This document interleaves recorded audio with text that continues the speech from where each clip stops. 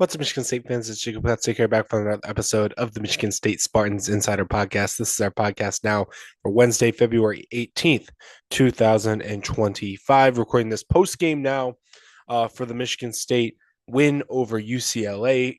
23-point win. Felt more lopsided than that.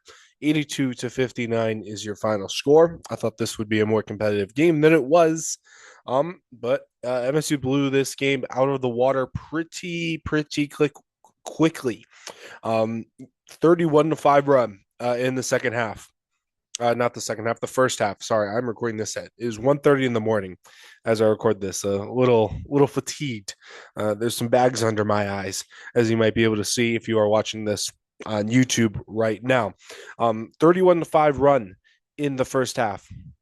I mean, you're going to win a lot of basketball games when you do that. Goes without saying. Season high 14 3-pointers.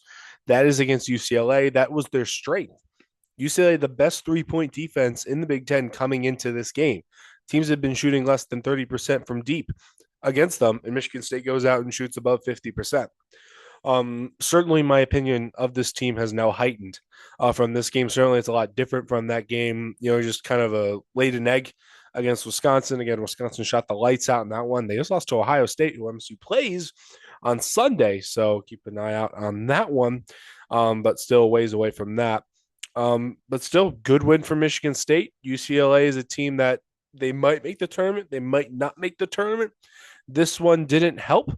But still, no free wins in the Big Ten, and they made this one pretty easy on themselves. Had a 20-point lead at halftime. It got up to 31, 32 maybe.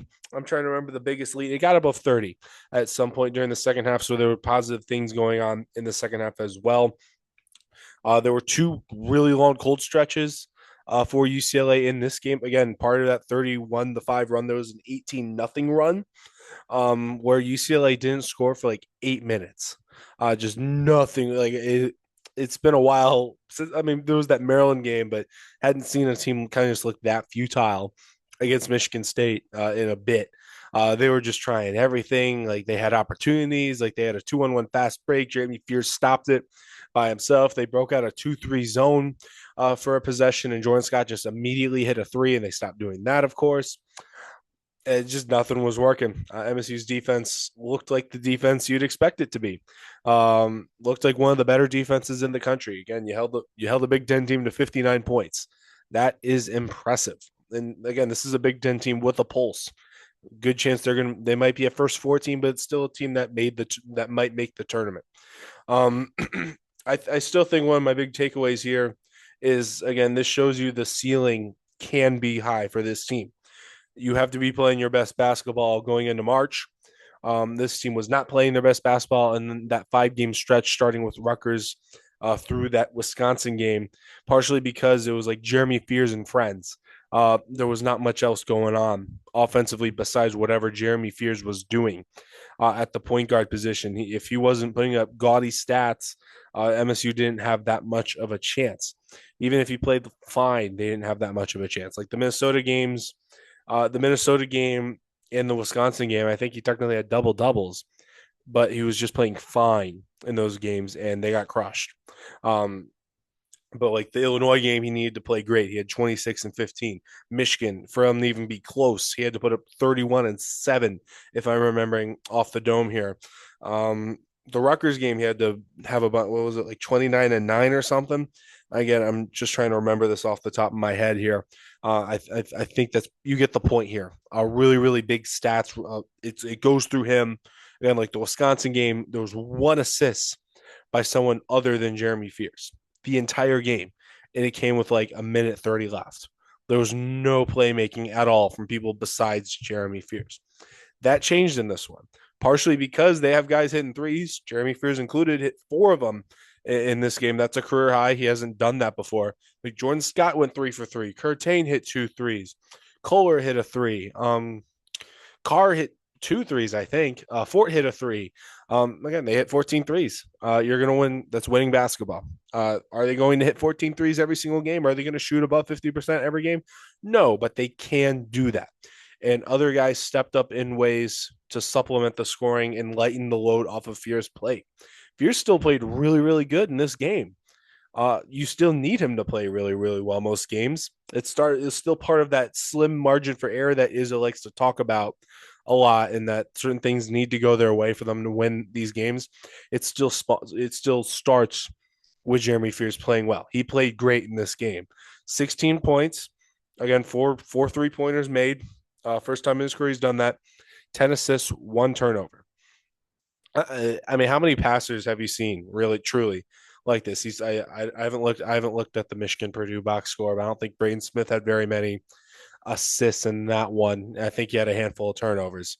Um, like he's almost certainly now going to, maybe not almost certainly, but he's probably going to end up leading the nation in assists, and he's basically going to have the same number of turnovers per game as last year, and he's like almost doubled his assist total.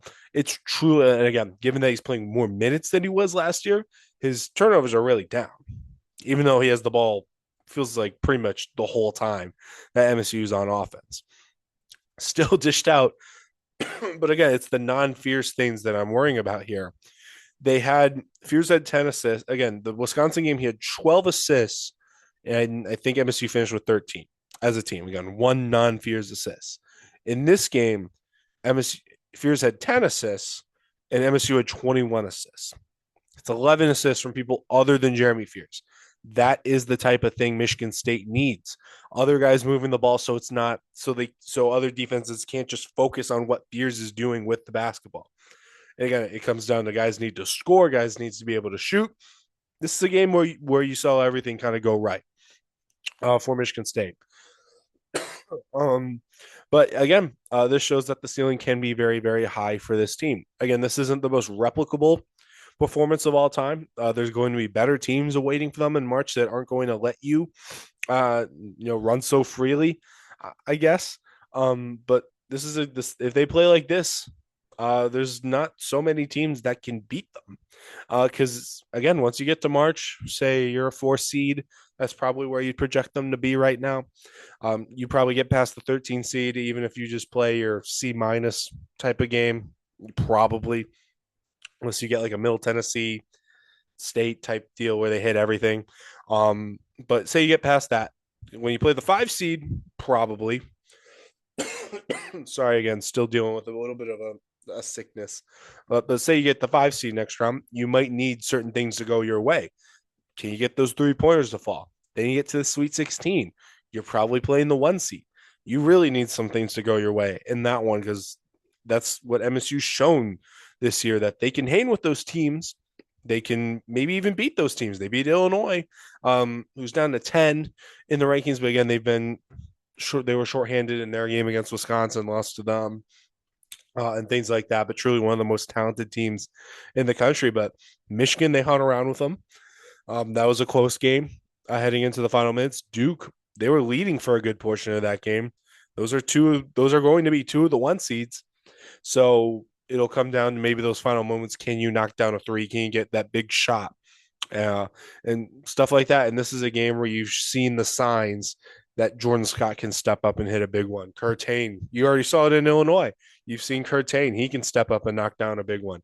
Jeremy Fears, if they go under the screen, can he go and knock that down? That's another big one. Teams are going to, he went 4 for 8, I think, from deep in this one. I truly can't, if teams have to actually go over screens on him and respect his 3-point shot, boy, oh boy. I mean, the effect that would have on MSU's offense, where, again, if you go over the screen on him, he's just going to blow by and go get a layup.